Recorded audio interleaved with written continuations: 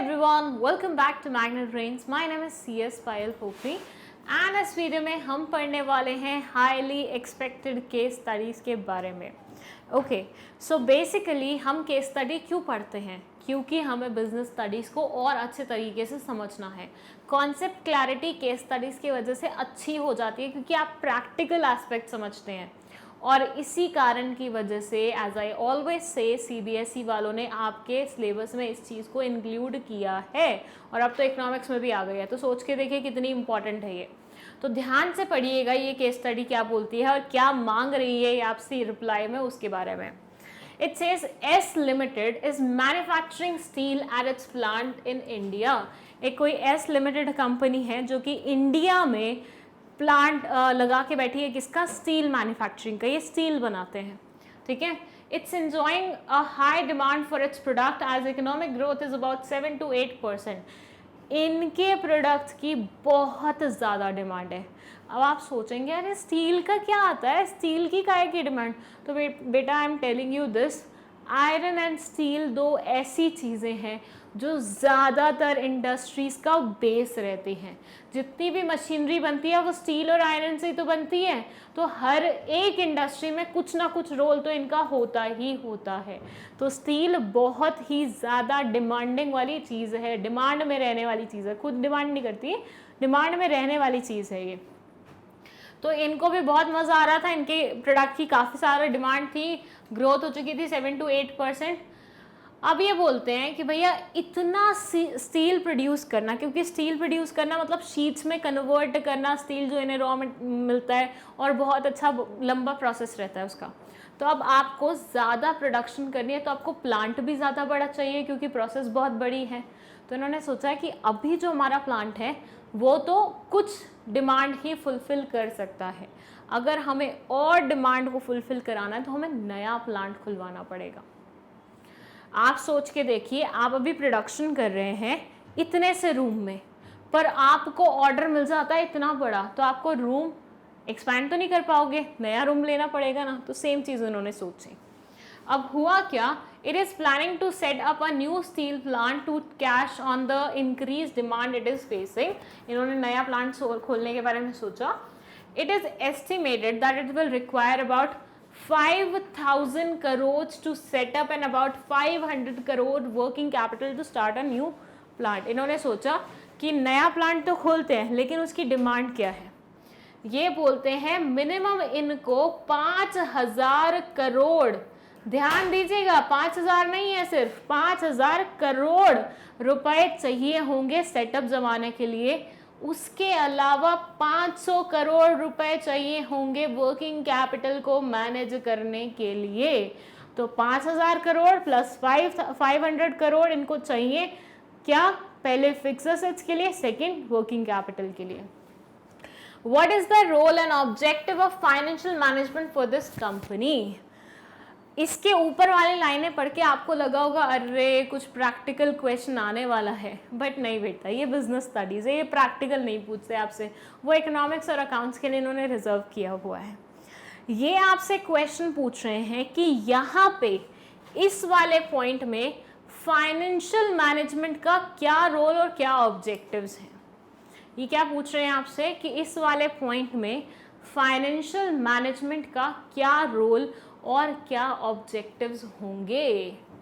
आपको कुछ नहीं करना है, आपको यहाँ पे वही रोल्स वही ऑब्जेक्टिव्स लिखने हैं जो कि आप फाइनेंशियल मैनेजमेंट के पढ़ चुके हैं। आपने प्रीवियस वीडियोस में देखा होगा, हमने इसके इम्पॉर्टेंस को, इसके रोल्स को बहुत अच्छे तरह से कवर किया है। नहीं देखी है तो वो वीडियो देख लीजिए। एंड यहाँ पे आपका आंसर बिल्कुल वही रहने वाला है। याद नहीं आ रहे पॉइंट्स तो 2 मिनट का टाइम लो और जल्दी से सोच लो कि कौन कौन से पॉइंट्स थे। मैं यहाँ आंसर डिस्क्लोज करने जा रही हूँ। अगर आपको फास्ट लग रहा है पॉज कर लो वीडियो, बाद में देख लेना। Answer is the role of financial management in this company will be deciding first size and composition of fix assets. कितने फिक्स असेट्स लेने हैं, कितने साइज के लेने हैं, क्या कॉम्पोजिशन रहेगी, किस किस तरह की डिमांड है, किस किस तरह की मशीनरी लगेगी, ये सब आपको डिसाइड करना है being a financial manager. Amount and composition of current assets, जिस तरह से आपने फिक्स असेट्स के बारे में सोचा है वैसे ही आपको करंट असेट्स के बारे में भी सोचना होगा। अब यहाँ पे अगर मैं आपसे पूछूं कि फिक्स असेट में कौन सी वाली कैपिटल लगती है, फर्स्ट क्वेश्चन, मैं आपसे 2 क्वेश्चन कर रही हूँ जिसका आंसर मैं रिवील नहीं करूंगी अभी, ये आपको मुझे कमेंट सेक्शन में बताना है। फर्स्ट क्वेश्चन, फिक्स असेट्स को परचेज करने में कौन सी कैपिटल लगती है, एंड सेकंड है करंट असेट्स को परचेज करने के लिए कौन सी वाली कैपिटल लगती है। तो ये 2 क्वेश्चंस के answer I am expecting, these are very basic questions, मुझे चाहिए आंसर, हाँ, कमेंट सेक्शन में। देन है the amount of long term and short term financing. आपने फाइनेंसिंग के बारे में कहाँ से सुना है, कहाँ से सोचा है, कहाँ से प्रेपरेशन की है। देखिए रिक्वायरमेंट कितनी है, 5,500 करोड़ रुपए की, 5,500 करोड़ रुपए की, दैट मीन्स बहुत बड़ी रिक्वायरमेंट है। भैया फंडिंग कहाँ से लाओगे, इतने थोड़ी ना तुम्हारे तिजोरी में पड़े हैं जो तुम निकाल के दे दोगे, कहीं ना कहीं से तो तुम्हें पैसे अरेंज करने पड़ेंगे। तो बीइंग अ फाइनेंशियल मैनेजर आपका ये रोल रहेगा कि आपको ये डिसाइड करना है कि पैसे कहाँ से आएंगे। Then fixing debt equity ratio in capital, आपकी कैपिटल में इक्विटी और डेट का क्या क्या प्रोपोर्शन रहेगा वो भी आपको डिसाइड करना है। While playing this role, the main objective of finance manager will be maximization of wealth of equity shareholders. ये बोलते हैं ये सारी चीज़ तो डिसाइड करनी है, साथ में ये चीज़ भी दिमाग में रखनी है कि हमारा ऑब्जेक्टिव है जितने भी हमारे शेयर होल्डर्स हैं जिन्होंने पैसा लगाया हुआ है इस पर्टिकुलर बिजनेस में, उनका वेल्थ इंक्रीज हो, मतलब उनको अच्छे खासे पैसे मिले। तो ये चीज़ आपको करनी पड़ेगी इस पर्टिकुलर सिनेरियो में। तो ये है रोल आपका बीइंग अ फाइनेंशियल मैनेजर। चलिए नेक्स्ट केस स्टडी पढ़ते हैं हम, जो कि है ये वाली जो केस स्टडी है थोड़ी सी लेंदी है लेकिन बहुत इंटरेस्टिंग है और बहुत सिंपल है। सिंपल ज़्यादा भी तुम्हें लगेगी क्योंकि हम वही चैप्टर पढ़ रहे हैं एंड काइंड ऑफ इसका आंसर भी वैसा हो सकता है, बट अभी हम पढ़ लेते हैं ये बोलती क्या है। स्टोरी है पूरी एक बाप और बेटे की कॉन्वर्सेशन पे बेस्ड, ठीक है। ये बोलते हैं after completing the course of hotel management, Rahul, मतलब ये स्टोरी किसकी है, ये राहुल की स्टोरी है। राहुल ने होटल मैनेजमेंट का कोर्स कंप्लीट किया है। अब वो खुद का होटल स्टार्ट करने के बारे में सोच रहा है। He plans to hire a team experts to give his guests a unique and unforgettable experience. इसने सोचा हुआ है कि मुझे एक ऐसी टीम लानी है जो जितने भी हमारे यहाँ पे गेस्ट आते हैं उनको एक बहुत अच्छा एक्सपीरियंस मिले और वो बार बार हमारे ही होटल में आना चाहें, अनफॉरगेटेबल एक्सपीरियंस उनको दें हम। Keeping in mind their budgets before starting the business. Okay, साथ में ये भी लाइन है कि भैया लोगों के बजट्स पे भी हम फोकस करेंगे, कम बजट में भी हम अच्छी सर्विस देंगे, ठीक है। Before starting the business he visited his home town to take blessings of his father. अपना खुद का होटल स्टार्ट करने से पहले ये कहाँ गया, ये अपने पापा से मिलने उनके होम टाउन में गया। अपने मतलब अपने उनके जो भी हो गया, तो ये होम टाउन में गया अपने पापा की ब्लेसिंग्स लाने के लिए। हम क्या करते हैं, हम being you know like Indian culture से रिलेटेड हम हमेशा कुछ भी नया स्टार्ट करते हैं तो एक तो हम भगवान की ब्लेसिंग्स लेते हैं और दूसरा हम अपने पेरेंट्स की ब्लेसिंग्स लेते हैं। तो अगर ये इतना बड़ा होटल प्लान कर रहा था तो इसका भी यही था कि मैं अपने पापा से उनका आशीर्वाद ले लूँ। जब ये अपने पापा से आशीर्वाद लेने गया तो पापा लोगों का आशीर्वाद ऐसा नहीं होता मम्मी टाइप्स की लंबा जिए अच्छा काम चले। पापा लोगों का आशीर्वाद एक डिफरेंट वे में होता है। वो आपको सजेशन देते हैं कि you should do this, you should do that, advices पूरी की कैसे क्या होना चाहिए। तो जैसे ही पापा ने सुना होटल के बारे में सोच रहा है खोलने के बारे में, तो उन्होंने बोला कि success of business depends on how well finance is invested in assets and operations. ये बोलते हैं किसी भी बिजनेस की जो सक्सेस होती है ना वो इस चीज़ पे डिपेंड करती है कि आपने पैसा जिन असेट्स में लगाया है वो कैसे हैं एंड साथ में आपके यहाँ पे ऑपरेशन किस तरह के हैं।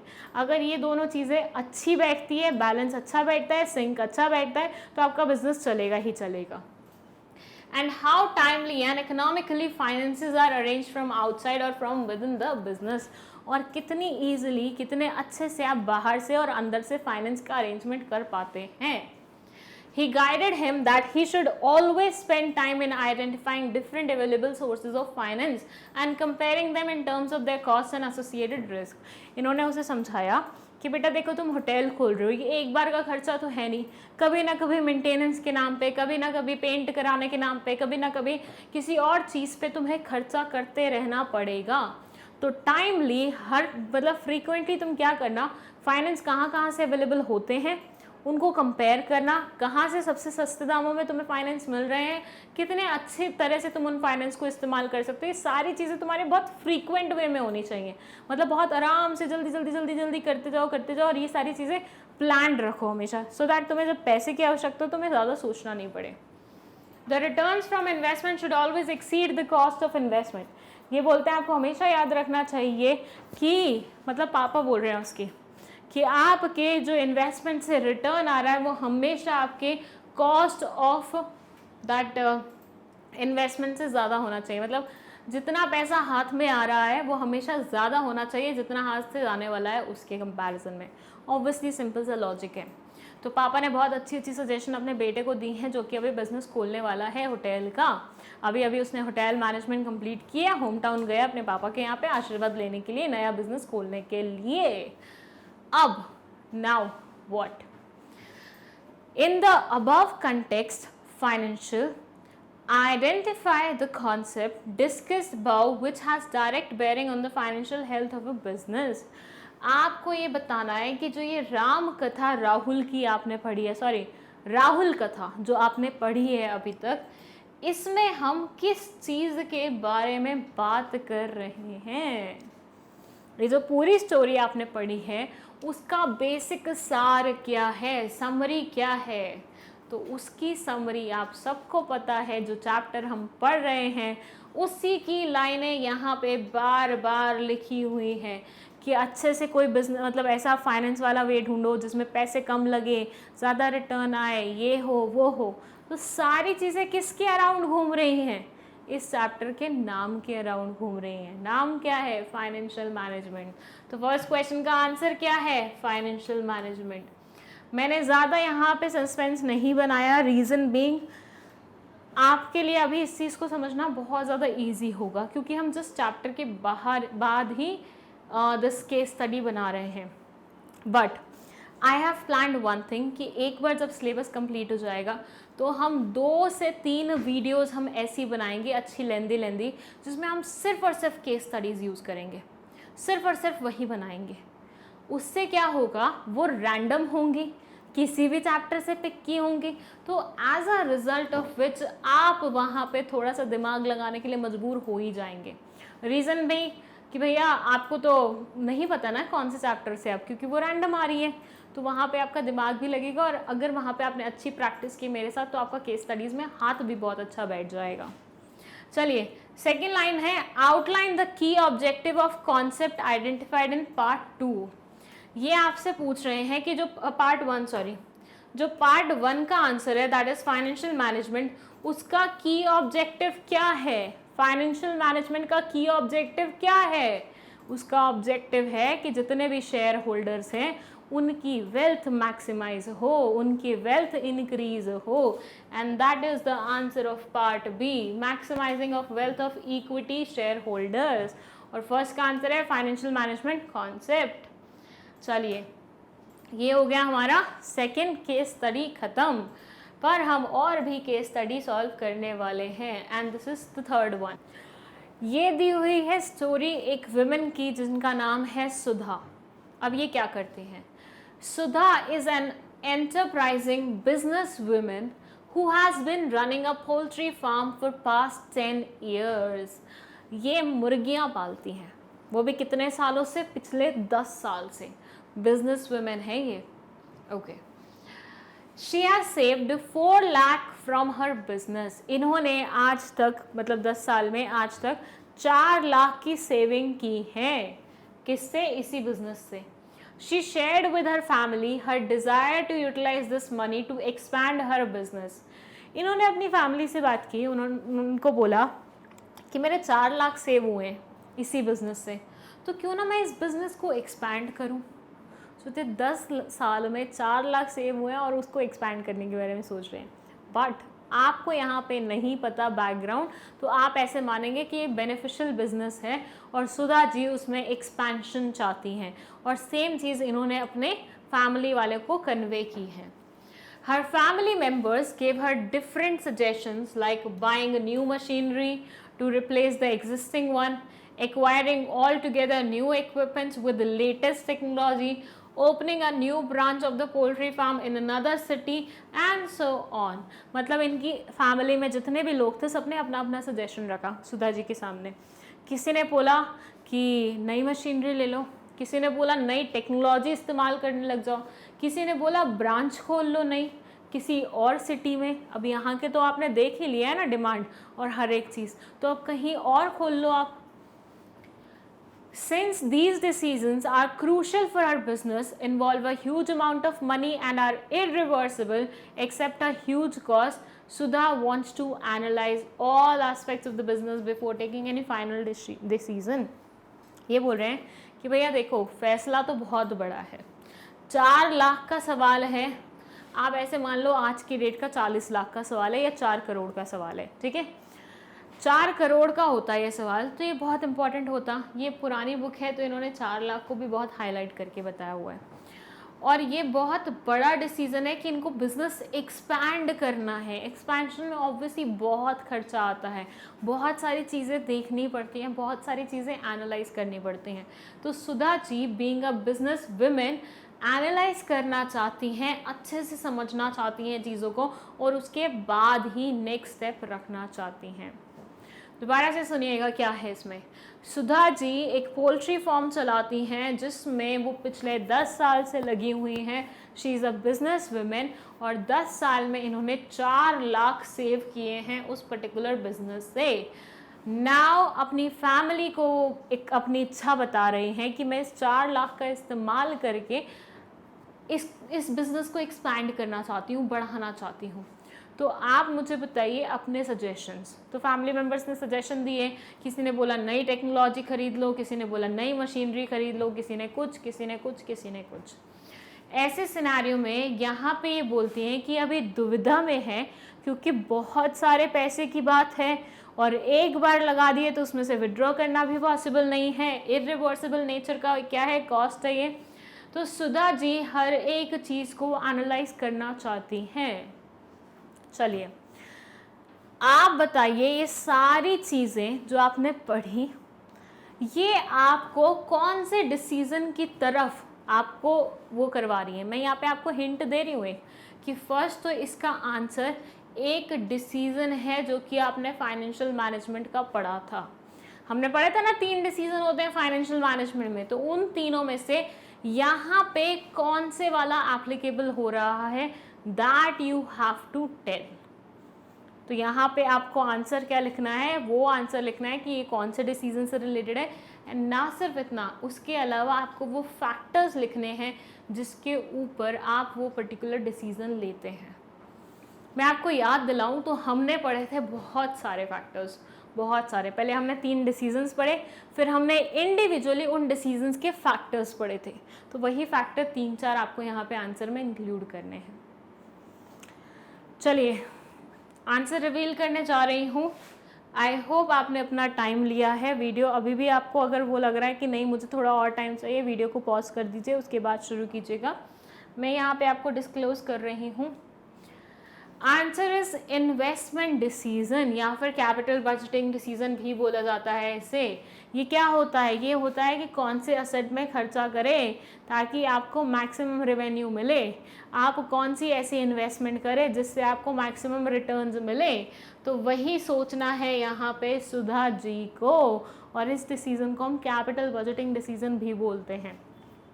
अब वो कौन से फैक्टर्स हैं जिनकी वजह से ये अफेक्टेड रहता है, तो फर्स्ट है cash flow of the product, rate of return of the project, investment criteria, और इसके अलावा और भी होते हैं।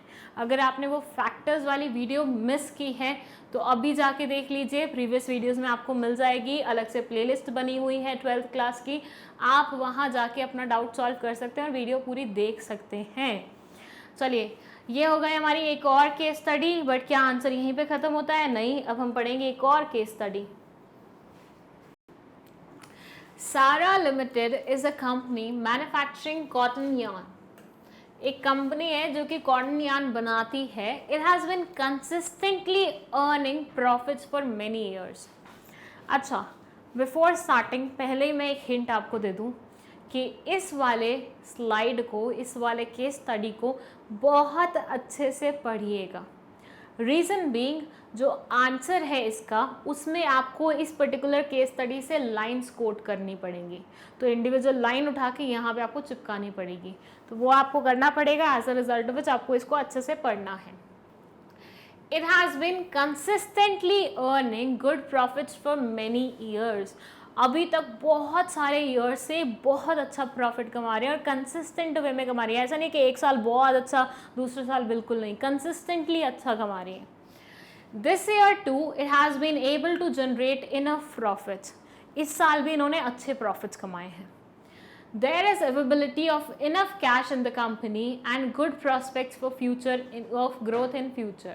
ये बोलते हैं हमारे बिजनेस में कैश की कोई कमी नहीं है, बहुत पैसा है हमारे पास, and good prospects for future in growth in future. मतलब हमारे ग्रोथ प्रॉस्पेक्ट भी काफ़ी अच्छे चल रहे हैं, बहुत फर्स्ट क्लास चल रहे हैं, हम तो ऊंचाइयां छूने वाले हैं और ये बिजनेस तो लगातार चलता रहेगा। It is well managed organization and believes in quality, equal employment opportunities and good remuneration practices. ये कंपनी काफ़ी अच्छा परफॉर्म कर रही है, जिसमें हर एक चीज़ बहुत ऑर्गेनाइज वे में रहती है, अच्छे वे में रहती है, क्वालिटी वाइज अच्छा है, इक्वल एम्प्लॉयमेंट अपॉर्चुनिटीज़ हैं यहाँ पे। It has many shareholders who prefer to receive a regular income from their investments. इनके बहुत सारे शेयर होल्डर्स हैं जो प्रेफर करते हैं to receive a regular income from their investments. जो शेयर होल्डर्स हैं वो क्या प्रेफर करते हैं कि उनको रेगुलर इनकम मिलती रहे। शेयर होल्डर्स की इनकम किससे होती है? डिविडेंड से होती है। तो यहाँ के शेयर होल्डर्स बोलते हैं कि हमें कंटिन्यूसली डिविडेंड देते रहा करो, क्योंकि तुम हर साल अच्छा प्रॉफिट कमा रहे हो। It has taken a loan of rupees 40 lakhs from IDBI and is bound by certain restrictions on the payment of dividend according to the terms of the loan agreement. ये बोल रहे हैं IDBI बैंक से इन्होंने 40 लाख का loan लिया है, जिसके चलते हुए इस बैंक ने इनके ऊपर कुछ रिस्ट्रिक्शंस पुट की हैं कि आप इस लेवल के बियॉन्ड डिविडेंड नहीं दे सकते हैं, इस लेवल के बियॉन्ड डिविडेंड नहीं दे सकते हैं। The above discussion about the company leads to various factors which decide how much of the profit should be retained and how much has to be distributed by the company. इस discussion के चलते हुए बहुत सारे ऐसे factors हैं जो आपने यहाँ पे पढ़े होंगे, जो कि काफ़ी हद तक ये तय करवाते हैं आपसे कि कितना रिटेन करना चाहिए, कितना डिविडेंड के रूप में बांट देना चाहिए। तो वो सारे फैक्टर्स कौन कौन से थे उन पे थोड़ा सा आपको नज़र रखनी पड़ेगी। Coating the lines from the about discussion, identify and explain any 4 such factors. क्या जानना चाह रहे हैं? ये जानना चाह रहे हैं डिविडेंड डिसीजन के बारे में, कि भैया जब डिविडेंड डिसीजन हम लेते हैं तो हम क्या डिसाइड करते हैं कि कितना प्रॉफिट रखें अपने पास और कितना प्रॉफिट बांट दें हम शेयर होल्डर्स के साथ। रिटेन्ड अर्निंग्स कितनी होनी चाहिए हमारी और हमारा डिविडेंड का अमाउंट कितना होना चाहिए, यही डिसाइड करते हैं हम डिविडेंड डिसीजन में। तो ये यहाँ बोलते हैं कि वो फैक्टर्स जो कि आपके डिविडेंड डिसीजन को इन्फ्लुएंस करते हैं वो आपको बताने हैं यहाँ पे। लेकिन ऐसे ही नहीं बताने, आपको इस पैराग्राफ में से लाइंस कोट करनी है उन फैक्टर्स से रिलेटेड। हम सब ने, मतलब मैंने पढ़ाए थे, तुम लोगों ने पढ़े होंगे, डिविडेंड डिसीजन पढ़ा हुआ है, उसके फैक्टर्स पढ़े हुए हैं। नहीं पढ़े हैं तो पढ़ लीजिए, क्योंकि इसका आंसर तब तक आप सॉल्व नहीं कर पाएंगे जब तक आपने वो नहीं देखी होंगी वीडियोस। एनीवेज, मैं आपको बता देती हूँ इसका आंसर मैं रिवील कर रही हूँ, और अगर आपके दिमाग में अभी भी चीज़ें चल रही हैं, आप और सोचना चाहते हैं, वीडियो को पॉज कर लो, कोई दिक्कत नहीं है, आराम से देखो, बहुत टाइम है अपने पास। मैं यहाँ आंसर बता देती हूँ कि मेरे पास थोड़ा कम टाइम है, ठीक है। Factors affecting dividend decision are the following. First is stability of earning. ये बोलते हैं कि एक ये फैक्टर बहुत इंपॉर्टेंट होता है डिविडेंड डिसीजन में कि क्या आपकी कंसिस्टेंट वे में प्रॉफिट आ रही है, क्या आप कंसिस्टेंट वे में अर्न कर रहे हो, तभी तो आप डिसीजन लोगे कि डिविडेंड कितना देना है, देना भी है कि नहीं देना। तो एक ये फैक्टर हो गया। तो यहाँ पे आंसर क्या है, ये वाला है। लाइंस कौन सी हैं, वहाँ लिखा हुआ था ना कि this company is consistently earning profits, वही वाली लाइन कोट कर देनी है। अच्छा, आप पेपर में भी ये चीज़ कर सकते हो जो मैंने यहाँ पे की हुई है कि पूरी लाइन कोट करने की ज़रूरत नहीं है, 4-5 वर्ड्स लिख दो जो जिससे समझ में आ जाए ये कौन सी वाली लाइन है, उसके बाद dot dot dot dot dot लगा के लास्ट के 2-4 वर्ड्स लिख दो। बट ये मत करना कि तुम इट और द ड ड ड ड करके ओके ऐसे पे ख़त्म कर रहे हो। ऐसे में समझ में नहीं आएगा तुम कौन से वाले सेंटेंस के बारे में बात कर रहे हो। तो मिनिमम 2 से 3 वर्ड ज़रूर लिखना, ठीक है। सेकेंड है कैश फ्लो पोजीशन, लिखी हुई थी ना वो लाइन कि कंपनी का कैश फ्लो भी अच्छा रहता है। कैश फ्लो भी काफ़ी हद तक डिविडेंड डिसीजन में अपना रोल प्ले करता है। फिर है ग्रोथ अपॉर्चुनिटीज़, भैया ये भी हमने पढ़ी थी। ग्रोथ अपॉर्चुनिटीज़ में भैया क्या पढ़ा था हमने पढ़ा था कि भाई ग्रोथ अपॉर्चुनिटीज़ ज़्यादा होती हैं तो आप डिविडेंड कम देते हैं, कम होती हैं तो आप डिविडेंड ज़्यादा देते हैं। तो यहाँ पे एक लाइन लिखी हुई थी कि कंपनी की अच्छी खासी ग्रोथ वो प्रॉस्पेक्ट्स हैं। शेयर होल्डर्स प्रेफरेंस लिखा हुआ था ना, शेयर होल्डर्स चाहते हैं उनको रेगुलरली पैसा मिले, मैंने हाईलाइट भी किया था उस चीज़ को। तो ये वाला भी एक फैक्टर है जो कि डिपेंड करता है, जो कि डिसाइड करने में मदद करता है कि डिविडेंड डिसीजन क्या लेंगे हम। फिर है कॉन्ट्रैक्चुअल कॉन्स्ट्रेंट, वो IDBI का लोन याद है ना जो दिया था 40 लाख रुपए का, उन्होंने आपके ऊपर रोक लगाई थी, डिविडेंड आप उतने लेवल का दे सकते हैं जितना उन्होंने अलाउ किया है। दिस इज़ कॉन्ट्रैक्चुअल कॉन्स्ट्रेंट, एक कॉन्ट्रैक्ट के चलते हुए उन्होंने आपके ऊपर रोक लगाई हुई है। चलिए ये हो गए कुछ फैक्टर्स, इसमें समझाने लायक कुछ नहीं था, इसमें रटने लायक ज़्यादा था। रीज़न बीइंग आप ये सारी चीज़ें पहले समझ चुके हो, ठीक है। तो आपको बस वही पुरानी वाली वीडियो को याद करना है और यहाँ पे आंसर लिखना है। ये है आपका नया केस स्टडी रोहन के बारे में। रोहन की स्टोरी क्या बोलती है, ये बोलते हैं Rohan inherited a very large area of agricultural land in Haryana after death of grandfather.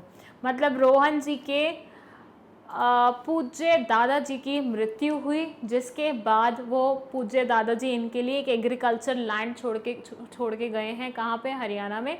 Haryana के एग्रीकल्चर लैंड्स की बहुत वैल्यू होती है, ठीक है। सो एग्रीकल्चर लैंड छोड़ के गए हैं इनके लिए और इन्होंने उसे इनहेरिट किया है। He plans to sell this piece of land and use the money to set up a small scale paper factory to manufacture all kinds of stationery items from recycled paper.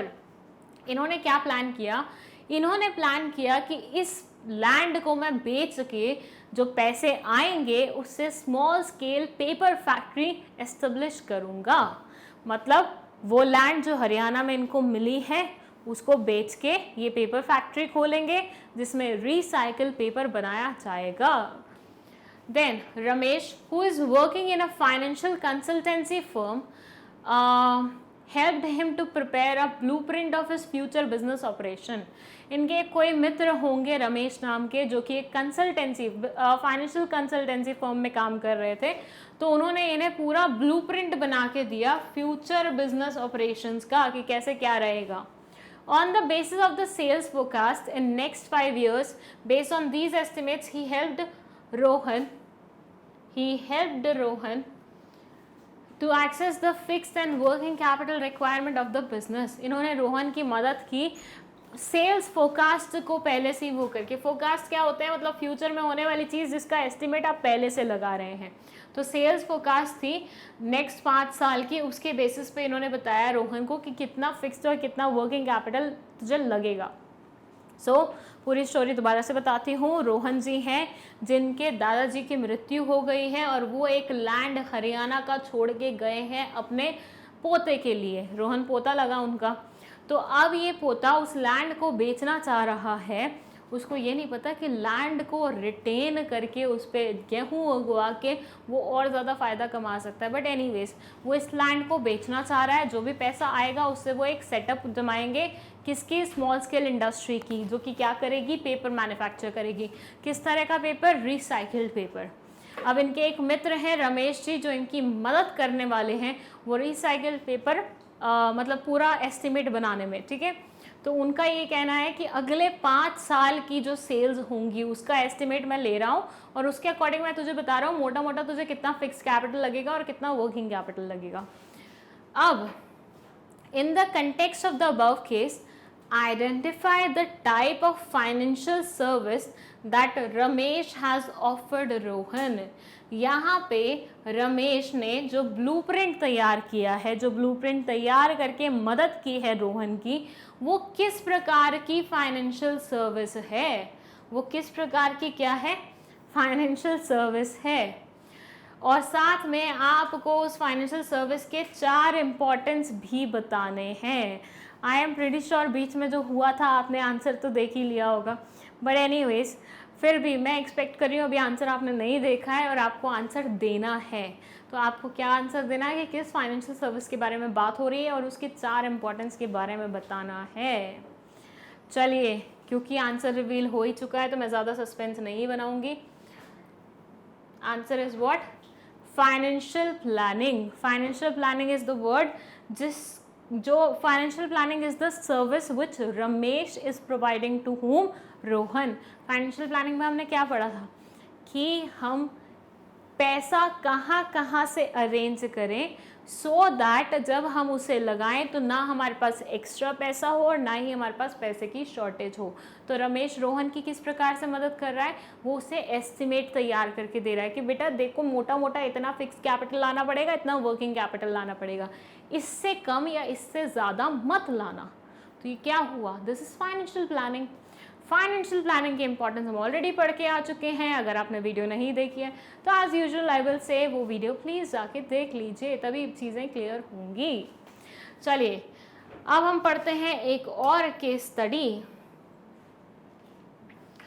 ये क्या बोलती है? ये case study क्या बोलती है? ये इस वीडियो की लास्ट केस स्टडी है। ये क्या बोलती है?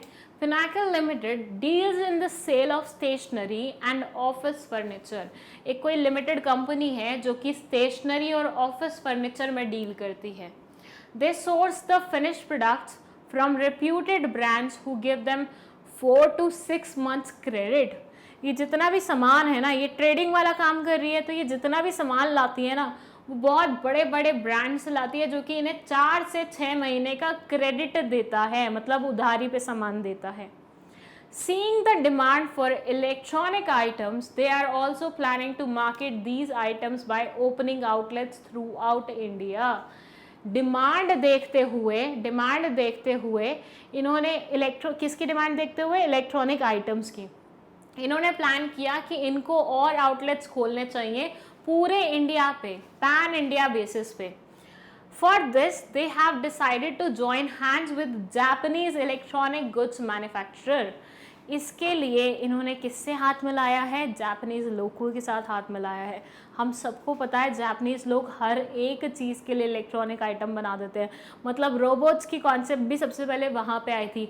आज की डेट में वहाँ पे इतना ज़्यादा रेवोल्यूशन आया हुआ है टेक्नोलॉजी का जितना बाकी किसी भी नेशन में नहीं है। तो मतलब वो बहुत हाईटेक होते हैं, एक्चुअली बहुत हाईटेक होते हैं। Identify and state any 2 factors that would affect the fixed capital requirement of the Pinnacle Limited as discussed above। आपने जो भी ये ज्ञान प्राप्त किया है इस पैराग्राफ से, उसके बेसिस पे आपको वो 2 फैक्टर्स के नाम बताने हैं जिसकी वजह से फिक्स्ड कैपिटल रिक्वायरमेंट क्या होगी? आपकी इन्फ्लुएंस होगी। अच्छा, एक हिंट मैं यहाँ पे आपको दे देती हूँ। जब भी ऐसा क्वेश्चन आए आपके पेपर में, जब भी ऐसा क्वेश्चन आए, इंश्योर कीजिएगा कि सबसे पहले आप सारे फैक्टर्स को याद कर ले, मतलब अपने दिमाग में रिटेन कर ले, रिटेन नहीं रिमाइंड कर ले, सॉरी, अपने आप को। बेसिकली आपने फिक्स कैपिटल रिक्वायरमेंट के बेसिस पे बहुत सारे फैक्टर्स पढ़े थे कि कौन कौन से फैक्टर से ये इन्फ्लुएंस होता है, बस उनमें से इस पे कौन सा फिट हो रहा है आपको फिर अप्लाई करते रहना होगा।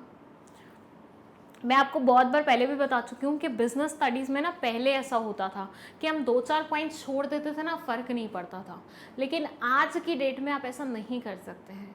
आज की डेट में आपको हर एक पॉइंट पढ़ना पड़ेगा, क्योंकि केस स्टडी में आप जैसे यहाँ पे ही देख रहे हैं पूरे पैराग्राफ में 2 फैक्टर्स के बारे में बात की गई है जिनको आपको आंसर में लिखना है। तो अगर मान लीजिए आपने वही 2 फैक्टर्स छोड़ दिए होंगे, कितना नुकसान हो जाएगा, केस स्टडी नहीं बनेगी आपसे। सारे फैक्टर्स आपको पढ़ने पड़ेंगे, सारे पॉइंट्स आपको पढ़ने पड़ेंगे, तभी मैं इतना ज़्यादा टाइम लगा के आपको हर एक फैक्टर एग्जाम्पल के साथ समझाती हूँ। This is the reason. ठीक है, चलिए अब आंसर देख लेते हैं, क्योंकि जो 2-3 बार वो दिख ही चुका है बीच में। 2 factors that would affect the fixed capital requirement of Pinnacle Limited is what? First is diversification. It will increase the fixed capital requirement as the investment as fixed capital will increase. एक diversification है, दूसरा है level of collaboration. अब मैं इन दोनों points को ज़्यादा explain नहीं करूँगी, क्योंकि ये दोनों ही पॉइंट्स मैं बहुत अच्छे तरीके से आपको एक्सप्लेन कर चुकी हूँ प्रीवियस कुछ वीडियोज़ में। केस स्टडीज़ करवाने का मेन मोटिव ये नहीं होता कि मैं आपको हर एक चीज़ दोबारा से पढ़ाऊँ। केस स्टडी करवाने का मोटिव सिर्फ इतना सा है ताकि आपको एक आइडिया मिल जाए कि पेपर में किस तरह की केस स्टडीज़ आती हैं। सेकेंडली, आप प्रिपेयर्ड रहें उस चीज़ के लिए। एंड थर्डली, आप बस यहाँ से आंसर्स देखें, एक बार समझ लें, मतलब आंसर ही क्लिक होना चाहिए, और एक्सप्लेनेशन तो आपका ऑलरेडी कहीं ना कहीं ऑलरेडी कवर किया गया है। सो आई गेस दैट्स इट। अगर कोई भी डाउट है इन 5-6 केस स्टडीज़ में तो आप कमेंट सेक्शन में पूछ सकते हैं। जितनी हो पाए उतनी केस स्टडीज़ आप सॉल्व करने की कोशिश कीजिए, ट्राई करने की कोशिश कीजिए। अच्छा, बहुत बार बच्चे ना मुझे मैसेज करके बोल रहे हैं कि मैम केस स्टडीज़ लाए कहाँ से, मतलब is there any specific book जिससे हम सारी केस स्टडी ले सकते हैं, या आप कहाँ से लाते हैं। तो बेटा हम ऑल इन वन से लेते हैं, लेकिन इसके अलावा मार्केट में और बहुत सारी बुक्स हैं जो सिर्फ और सिर्फ केस स्टडीज़ कवर करती हैं। मार्केट में जाइए, थोड़ा सा एक्सप्लोर कीजिए और ऐसी केस स्टडीज़ देख लीजिए, मतलब ऐसी बुक्स देख लीजिए जिसमें सिर्फ और सिर्फ केस स्टडीज़ हो, या MCQs हो, या क्वेश्चंस हो, या फिर समरी भी हो बुक की, तो आपका पूरा काम चल जाएगा उस पर्टिकुलर बुक से। तो ऐसी केस स्टडीज़ की बुक आती हैं, देख लीजिएगा। मैं कोई स्पेसिफिक रेकमेंड नहीं करूँगी, रीज़न बीइंग मैंने उतना ज़्यादा एक्सप्लोर नहीं किया है, मैंने 1-2 बुक से ही ये सारे कंटेंट्स लिए हैं। So it's better I should not recommend, आप खुद एक्सप्लोर कीजिए, आपको बहुत अच्छी अच्छी बुक्स मिल जाएंगी। That's it I guess. अगर आपको नोट्स चाहिए इस पर्टिकुलर चैप्टर के तो वो आपको मिल जाएंगे उस लिंक से जो कि डिस्क्रिप्शन बॉक्स में मेंशन है। अगर आपको कोई भी डाउट है, कमेंट सेक्शन है आपके लिए। अगर आपको प्रीवियस और नेक्स्ट वीडियो देखनी है तो उसके लिए कमेंट सेक्शन में फर्स्ट कमेंट में आपका पिन्ड मैसेज है जिसमें 2 लिंक दिए हुए हैं, प्रीवियस और नेक्स्ट वीडियो का। That's it.